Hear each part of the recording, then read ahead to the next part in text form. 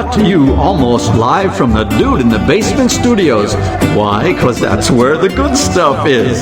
It's Sips, Suds, and Smokes with your smoking host, the good old boys.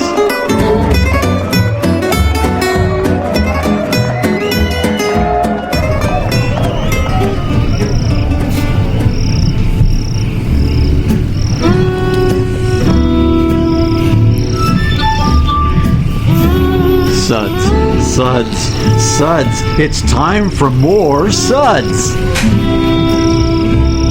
Hey, boys and girls, from Sip, Suds, and Smokes, it's time for Beer Camp here on this Sud segment.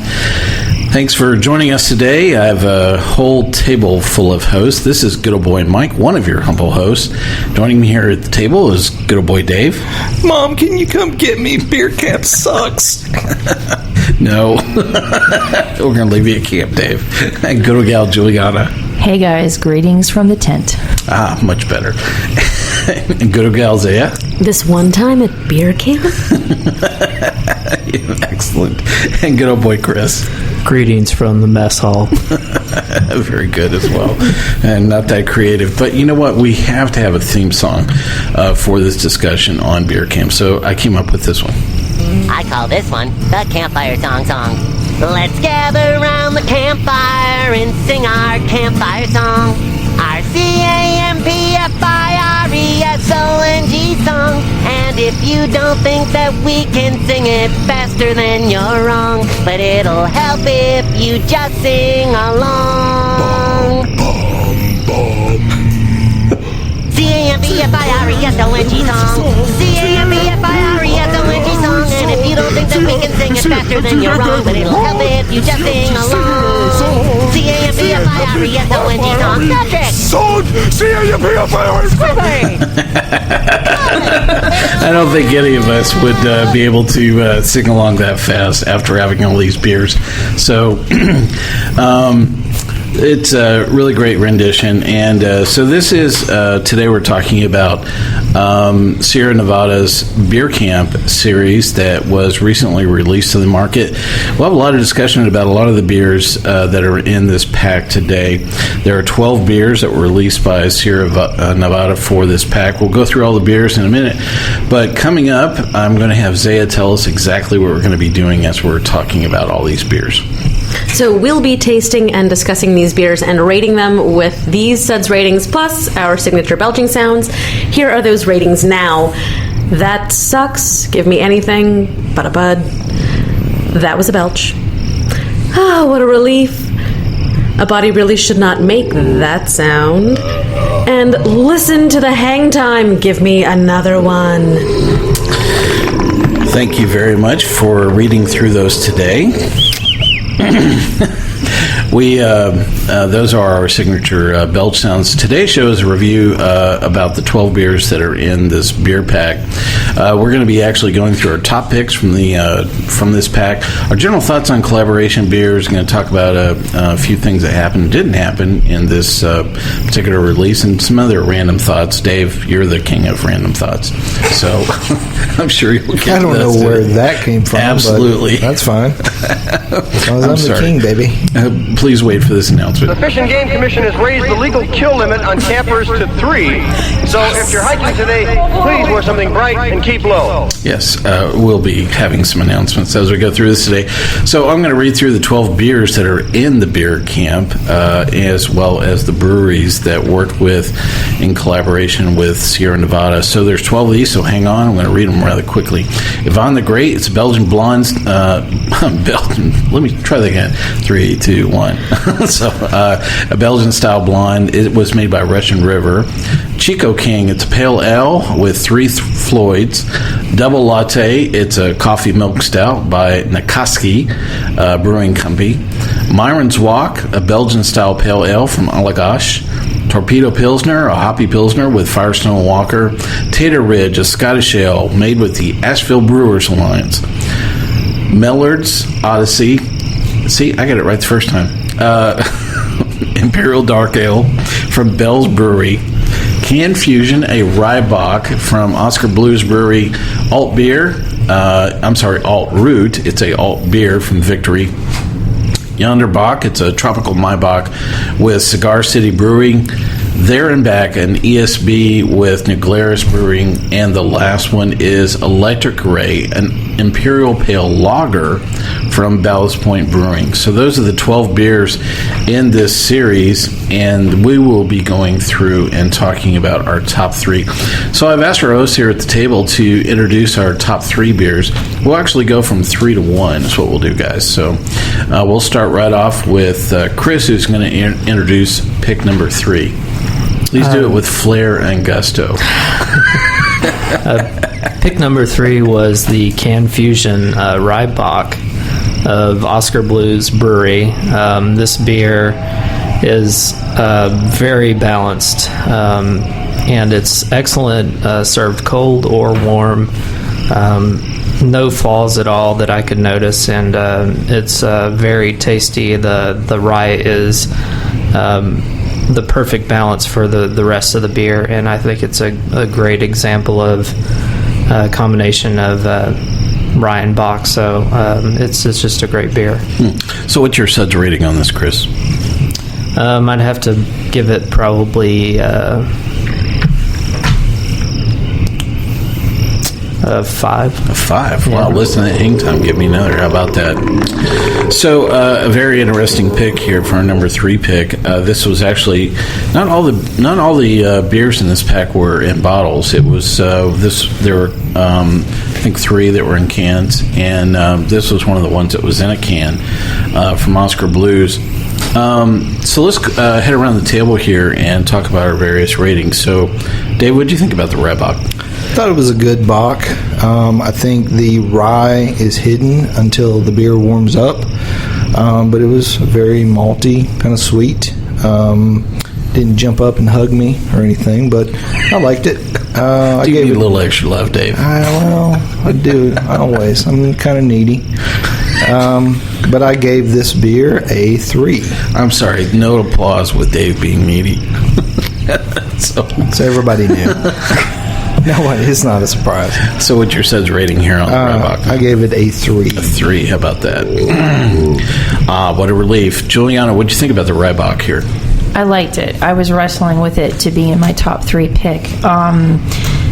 It was spicy. There was a great rye notes, and for whatever reason this summer I'm really big into rye beers, like the Road Warrior from Green Flash. The season of rye. Oh my God, it is the season of rye. I can almost hear, how it's coming around. Yes, and the little rye misfits are saying, yes, finally we're getting recognized. Folks don't even know. Well, maybe you can have surgery without them knowing. Surgery? Let's wrestle. So, anyways. Very active glands goes with Rye Bock. Lots of wrestling. So, I thought it was a good balance. It was spicy, it was rye-ish, there was malt there, there was a bit of sweetness, and I gave this a 4. Oh, wow. How about that? Zaya, what did you think about the Rye Bock here? I thought it smelled amazing, yeah. and my nose and my palate were just a teensy bit split. So I'd probably give it like a 4 on the nose and a 3 on the palate. But it just smelled fantastic. It was one of the best on the nose beers that we've had all day. So pick one number. 3.5. I'm sorry, that is not happening here at the school of Jim's. I'll go with a 4. Halfsies. I'll go with a 4 because I round up. I'm generous. It's a partial belch. Where's Jim? Chris needs to start wearing Rye Bock cologne. I'm just gonna sniff him. So my tasting notes around the Rye Bock were, it was a very nice alternative. So I tend to think of bocks as being it's sometimes fairly one-dimensional, and the rye added a kick of flavor that I really thought was very welcome. It was one of the things we'll talk about today is this is not a typical style for Oscar Blues. And in fact, I don't know of another rye that they make in their regular beers. So I think that this was something that they were stepping out with and working with some ingredients maybe that they have not with their own beers. And I really liked it a lot. So I really thought that it kicked up the flavor and really brought a lot to the. So my SUDS rating is actually a 4 as well. So great beer all around. Chris, thanks for introducing that for everybody here. All right, next up, our number 2 pick. Dave's going to introduce that for everybody here. Okay, our next beer, number 2 on the list, and number 1 in my heart. There and Back English Style Bitter, collaboration with New Glarus Brewing from, oddly enough, New Glarus, Wisconsin. I've mostly had sours from New Glarus. The raspberry tart is awesome. Other beers, I've had a few from them, never had a bad beer. The There and Back, I think, is a great indicator of what an English-style bitter should be. It's malt forward, but it does have a nice bittering balance to it. Medium to light body, good color, well carved, just solid beer all around. And I gave this one a 5. Wow, listen to that hang time. Give me another pretty amazing. Hang on a second. We have another announcement. But the real excitement, of course, is going to come at the end of the summer during Sexual Awareness Week. We import 200 hookers from around the world, and each camper, armed with only a thermos of coffee and $2,000 cash, tries to visit as many countries as he can. And the winner, of course, is named King of Sexual Awareness Week and is allowed to rape and pillage the neighboring towns until camp ends. So, thank you. I appreciate pausing for that announcement. A very important one. So, no shock there for you, Dave. You know, actually wanting to pick a ESB out of the pack. I love those English beers. Yep, I know. You're the king of English style beer. We know that. Just need heather. A bit of heather is all you need to add to this, right? Heather and Gale. Yep. 2 favorite sisters. So let's go around and talk about this beer from New Glarus. Julieanna, what did you think about There and Back, this ESB? I liked it, and it's the first beer from New Glarus that I had that wasn't on the sour note, so I was pleasantly surprised.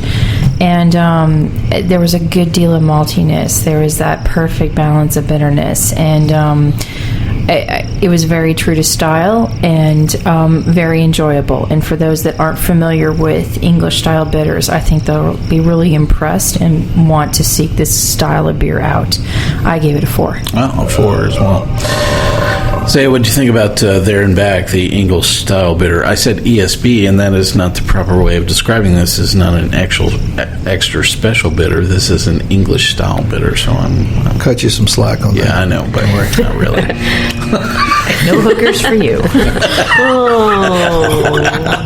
Well, I love English bitters. They're one of my favorite styles. I thought this was a fantastic example. But I also really loved the kind of unquantifiable fruity note that was there. I couldn't really put my finger on exactly what part of the produce section I was hanging out in, but I knew it was really delicious. It was not stone fruit. It was a stone fruit. It was not stone fruit.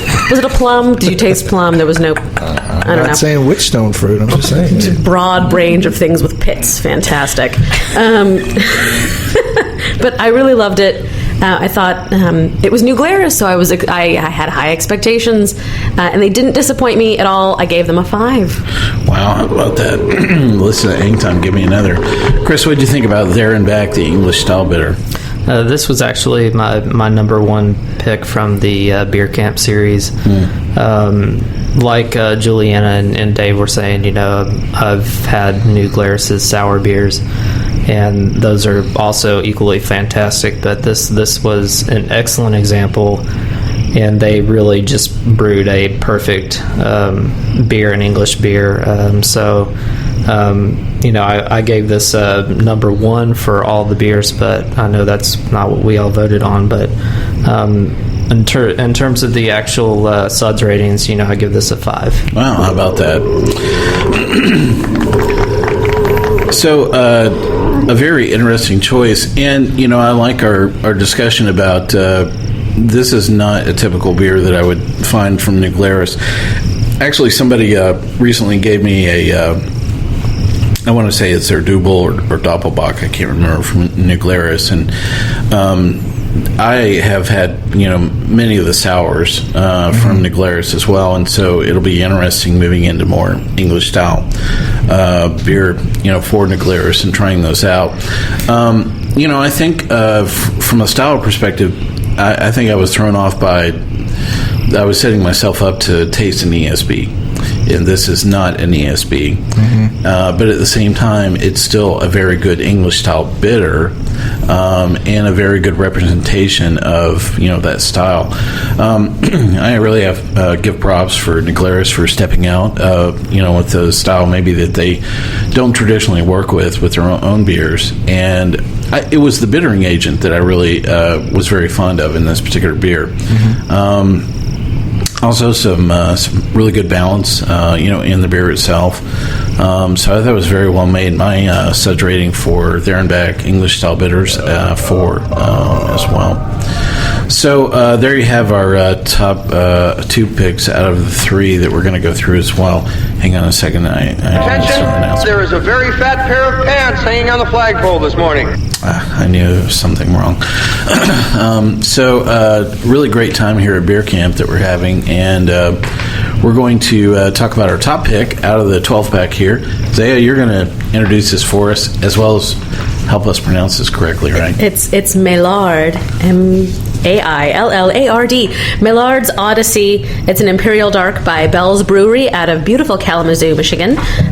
We loved this beer. It was wonderful. It was roasty.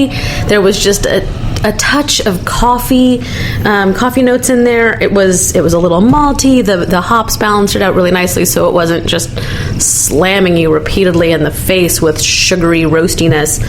It was absolutely delicious. It was a fantastic standalone beer, and overall, I think we decided it was pretty much the best for its style out of the entire camp. Loved it. It's good. Really great beer. So what's your SUDS rating on this? I gave it a 5. It was really solid. Good beer. So a great beer by Bell's. Chris, what do you think about Miller's Odyssey, the Imperial Dark Ale? I also thought it was a great example of the style, and it had a really low alcohol kind of warmth to it, and it was a very well balanced. Lots of caramel and coffee roasty notes. It was excellent beer to drink, and I gave it a 4 on the SUDS rating. Excellent. So this beer from Bell's, so I have to tell you a little bit about when I actually was tasting this. I was in the middle of a massive card game, with some family at the time, and it was tasting a lot of these beers, in the middle of this card game, and this was a beer that just really stood out for me. There are a lot of different styles in this pack, and I think that may be something that all 12 beers are going to kind of take your palate on a roller coaster. So if you're all light pale ale person, and then you run across this dark ale, you'll go, wow, I don't have these beers all the time. And so I think that's one of the things that I have to hand up some props to planning the styles of beer, is that it's such a broad range of styles that are in here, and that's one of the things I liked about this. And I have to confess that I probably had 4 of the more lighter styles, a couple of Belgians, and then maybe the Imperial Pale Lager, and all of a sudden I had this, and it was like, hello, flavor. So I don't know if it was just that sharp, abrupt, change of flavor that had been introduced, but at any rate, I wrote down basic, cocoa nibs, really what hit me very hard. Slightly dry, which was a really welcome respite moment. Just really wonderful balance. Sometimes you run into a dark ale that maybe might be a little bit sweet, and this just really had a lot of things going on. So my SUDS rating for Miller's Odyssey is 4. Dave, what do you think about Miller's Odyssey Imperial Dark Ale from Bell's? I liked it. I can't really argue with anything anybody said so far. Great characteristics and a good flavor. For whatever reason, I thought it was good. I didn't think it was great. Good body, good flavor, a lot of just good. So I gave it a 3. A 3. And Julieanna, what did you think about Miller's Odyssey, the Imperial Dark Ale? Well, it's interesting because a lot of the beers that we had tended to be on the light side, and there were just a couple, that were truly dark style beers. It was one of those where I was impressed at how low the alcohol was compared to the fact that it was an imperial style beer. There was a lot of roastiness, there was some burnt sugar, there was some dark fruits in it, and it was malty. So, the balance. Stone fruit. I still hung up on that. We should pick up a basket of stone fruit for him on the way home. I'll have to go to the store and pick it up. Yeah. Give me a basket of stones, probably. That too. Thank you for interrupting me, dear. That being said, it was... Oh, wait, I'm sorry. I have the perfect thing here. I want you guys to go out there and protect your balls at any cost. Just for you, Dave. It's good heads up. I think he will need that. Yeah, since you just asked her to pick you up a box of stones. And not scones. Yeah. Yes. That being said, I did enjoy this beer, and it was one of those that I wrestled in my top 3. I'm giving this one a 4 as well. Wow, how about that? So that covers our top 3 out of the pack, and just to summarize those rather quickly, our number 1 pick was Miller's Odyssey from Bell's. There and Back was the extra special bitter is the English style bitter with I forgot who made that. It was New Glarus. Thank you. I'm getting there. And then the Rybach was made by Oscar Blues. There we go. I knew I'd get there. Thank you for helping me out there, guys. 3 really great beers and a pack of 12 really great beers. And, I think that, one of the questions that I wanted to throw out, for us to kind of swing around and talk about these 12 beers is, there's some really great breweries that are in collaboration, to make these beers. That really set some high expectations for themselves. Who didn't bring it? There were some things that just were kind of a clear swing and a miss. Yep. Oh, so sad. So I'll start. So the Torpedo Pilsner. What happened? Firestone Walker? You guys are rock stars, and it was so floral. I was drinking my grandmother's couch. Yeah, we talked, about this as well. That part of it was a labeling aspect, because you kind of pick up this beer and there's the word Pilsner there, and your brain kind of fires off, and you think, okay, well, this is what I'm expecting, in terms of it being a Pilsner. And there's all these floral, citrus, things that are kind of all over the place, and it's like, what's that? Yeah. It doesn't belong here. One of these things is not like the other, and the thing that's not like the other is this Pilsner, and it was missing, and I wanted more Pilsner. Yeah. Please bring the Pilsner back, and the Pilsner, that would be great. And not a real representation of the quality of beer that we all know Firestone Walker can make. So I don't know if that was just they had a short list of 5 beers, and then they said, well, this is the one that I think we can make, and it wasn't necessarily their first choice. And again, part of it might have been recognizing everything that you want to make you don't want to wind up with a pack of 12 stouts, and you don't want to wind up with 12 IPAs in this pack. You really wanted some measure of variety as well. And so I wonder if there was some horse trading and some in the collaboration there was some give and take across the entire gamut to create something that was really going to be unique, across all of them. But I agree that beer definitely didn't do it for a lot of us. What else was pretty difficult? I think the Russian River, Yvan or Yvan or whoever that guy is, he wasn't that great. So this was a Belgian-Style blonde that was in the pack. Yeah, I mean, it was good. I mean, you could tell it was Belgian, but it was, it was like drinking some juicy fruit in a way. It was very fruity and bubblegummy. And, camp, as we all know, is perfect time for experimentation. So, I'm not going to fault anybody. What's cooking good looking? His fly's undone. Hey, Spaz, I was watching you. Looked like you had a chance there for a second. Exactly. So, I mean, I can't fault any of these breweries for anything they've done here. I think there are no really bad beers, but this is just one that I didn't find all that appealing. But, yeah. Well, there were definitely a couple of others, strong opinions. I know you guys talked about Tater Ridge. Yeah. God, I was so wanting to like this because I love Scottish ales. And yes, I do like sweet potatoes on Thanksgiving.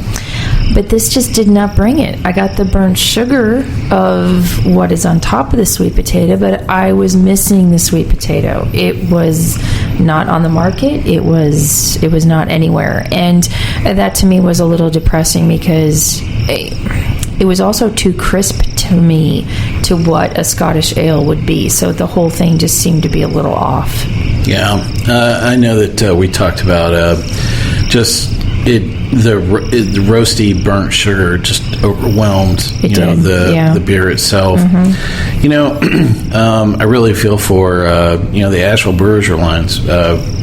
It was really great to include a regional brewing group like this that really has a tremendous amount of talent. Oh, sure. I mean, why else would Sierra Nevada even come out that way if they didn't know that, you know what I mean? Yeah, I mean, there are just easily 50 or more just really great brewers there in the Asheville area. And I don't know, there's something that's telling me it was, again, part of this conversation that they had where was that their first choice and the style of ingredients and that they really wanted to do. I don't know, something tells me this was just not in their top three, and there was some moment of give and take, and they said, well, of all the things we can make, it's maybe okay. We'll try this. We'll go with this.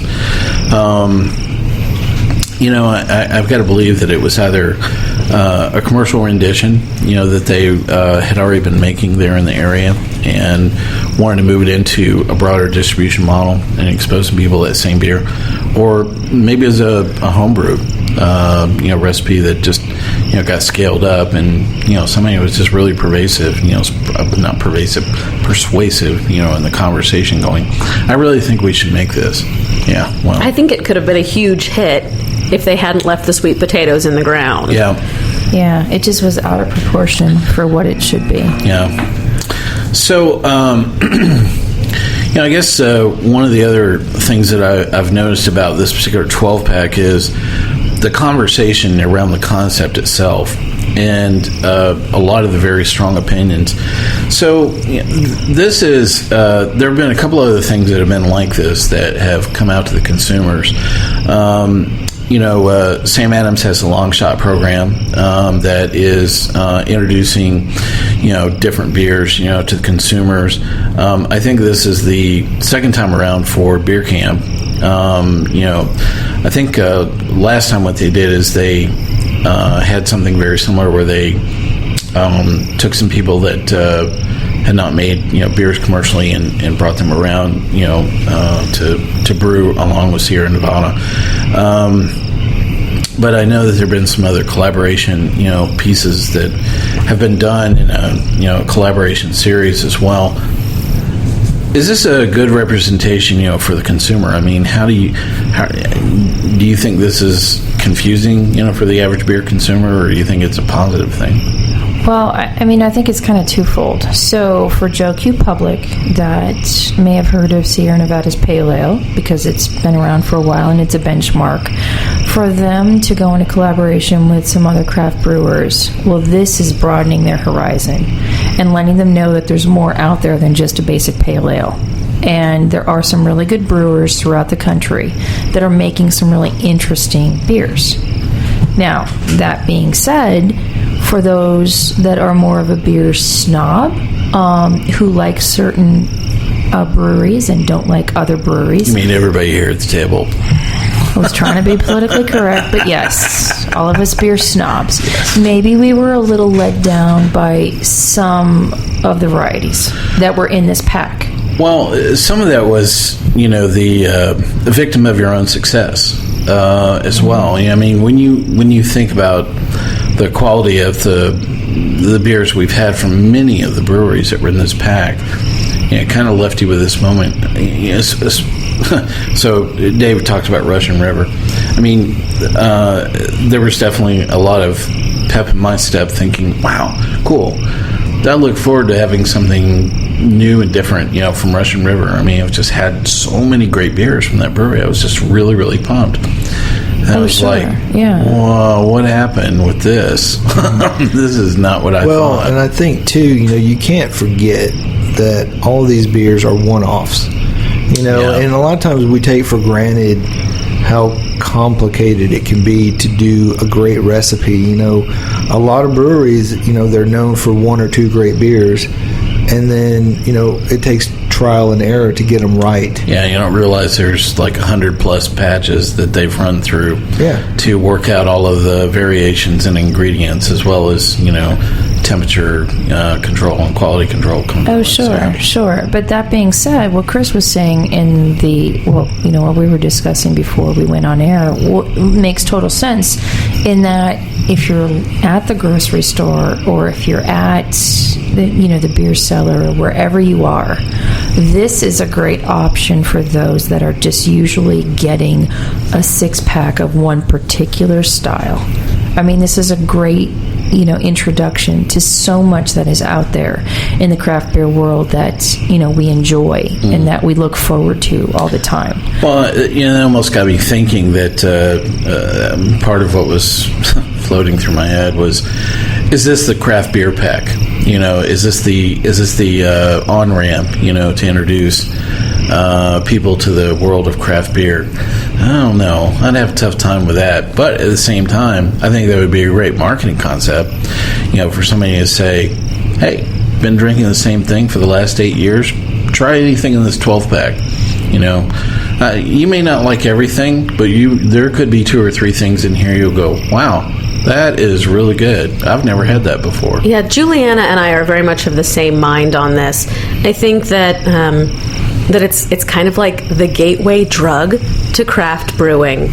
And for people that have been drinking kind of, the big commercial breweries, their entire beer consuming over 21 and up life, that this is an interesting introduction and may show them new breweries that they hadn't thought about before. Even if they're not super wild about the style, they might say, oh, hey, I didn't know that this brewing company even existed. Next time they see it in the grocery store, they might pick up a 6-pack of something that's not even in, that it's not even in this style group, but it's something different. It's kind of like that, are you going to dip your toe in the pool of not Big Two and come play in the rest of the water park with us? Well, and I'll even confess that I think there are a few styles in here that if you'd asked me if I would ever bought them, I would have never have bought an India Pale Lager. I'm sorry.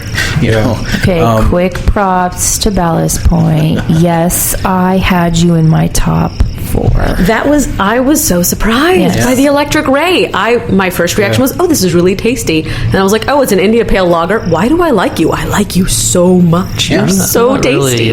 Not really sure about the experimentation of all of this, really, to be honest with you, because I think if you're going to have like a commercial introduction for people that are not used to craft beer, why not just stick with normal styles and get people used to that, and then kind of branch out into these exotic things. Well, I wouldn't even consider this the exotic pack, though. This is I had a lot of conversations, about this even before, all the beers got released. So you're kind of seeing all this bubble up, through the winter time and through the spring, and you're seeing all the things that are coming together, even though you didn't know which beer they were actually making. And then when you see the list and what's being made, I don't know. I've heard a very common reaction with a lot of people, and it actually echoes some of my own opinion. It's just really good marketing. It's just really, it's a great marketing concept. I mean, it's really an outstanding what they pulled off geographically. I think from the point of the variety of the type of beers that they made in this pack. It's a little difficult for me to say that I would probably go back and pull off another box of this and want to come back to it. So I'm really glad at least I had the experience, but I don't know that I would really. It'd be difficult for me to come back and tell somebody to say, yeah, you should buy that, like once a month. Okay, so that being said, what do you think about the fact that this year Sierra Nevada wanted to take it on the road and took it to so many places? Now, sadly, I was not able to get to any of them because of work restrictions, but I would have wanted to have gone to one or two of these festivals, because they were bringing not only what was in the beer camp, but also the local breweries and regional breweries in the area together. Yeah, so the other half of this was not just what's in the box, but this road show that they have, taking beer camp on the road, and I think that many times it felt like this experience. I want you guys to go out there and protect your balls at any cost. Yeah, because coming across a set of consumers and introducing them to craft beer on a road show model, I don't know that. I think they're just really bringing out a lot of beer nerds, that already enjoyed craft beer, and I'm other than a really bad bus ride that probably is going to smell to really high heaven, probably at the end of August.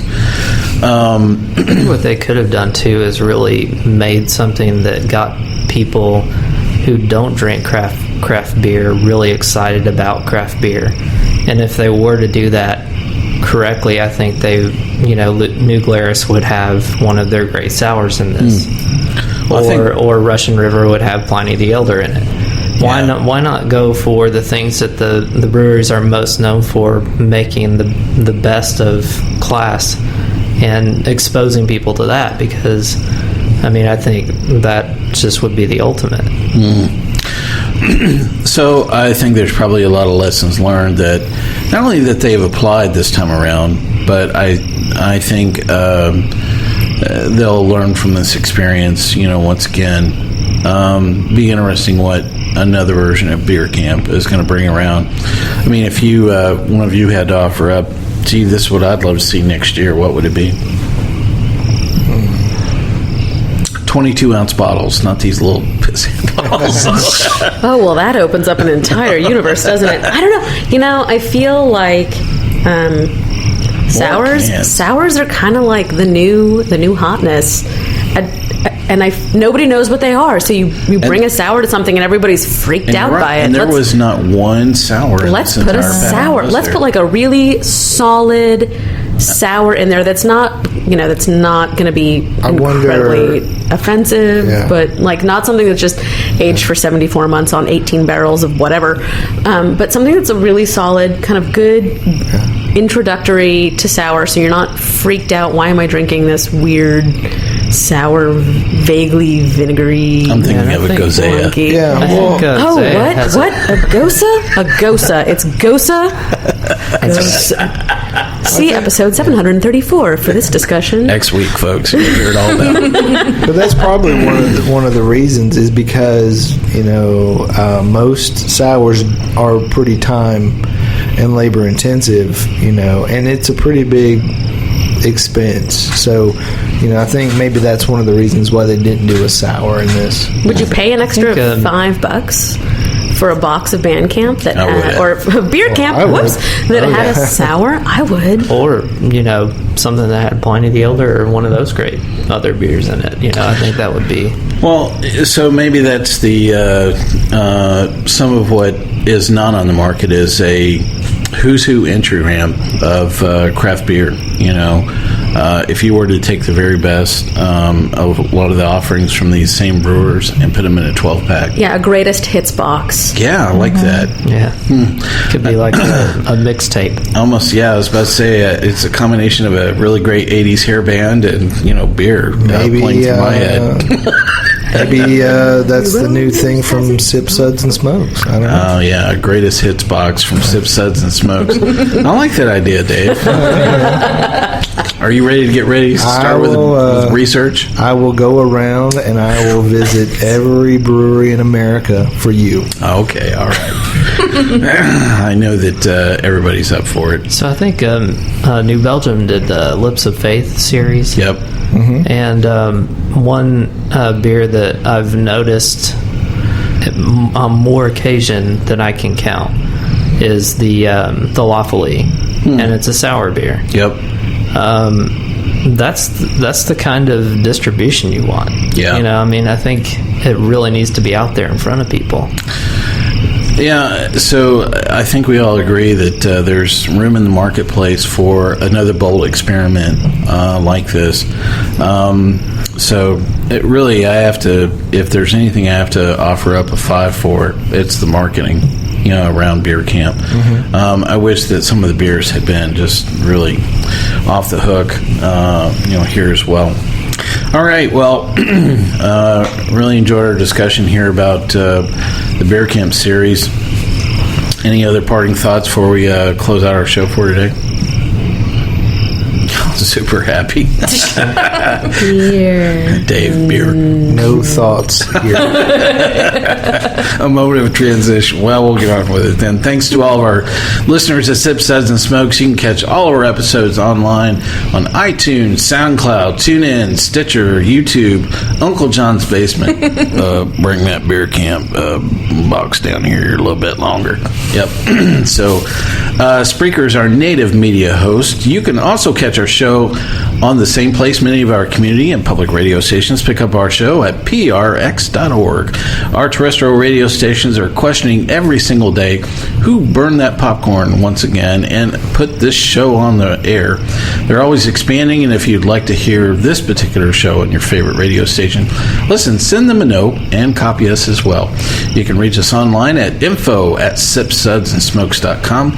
Complaints about Dave can be sent to dave@sipsudsandsmokes.com. My inbox is full. Our daily tasting notes and questionable mental therapy flow out on Twitter every single day. Our handle is @SipSubSmokes. Our Facebook page is always buzzing with lots of news. Listen, do us a favor. If you listen to the show online, take the time to rate this episode if you're listening. It's a big help to us, and we actually get to see your feedback as well, good or bad. Most of the bad things are about Dave, but that's true, okay. Dad. Listen, I really want to thank my host for sitting down and talking about Beer Camp. And it was a great time for the summer to do this. Dave, thanks for being here. Drink more beer. Julieanna, thank you.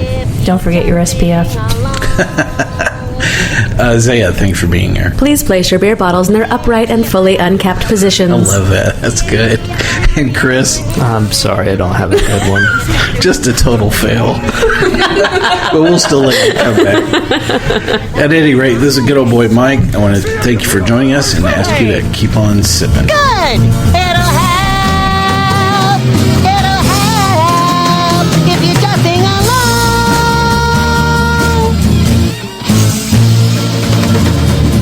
Oh, yeah!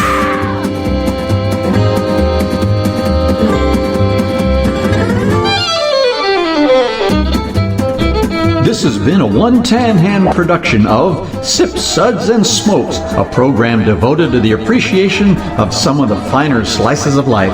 From the Dude in the Basement Studios, your hosts, the Good Old Boys, will see you all next time.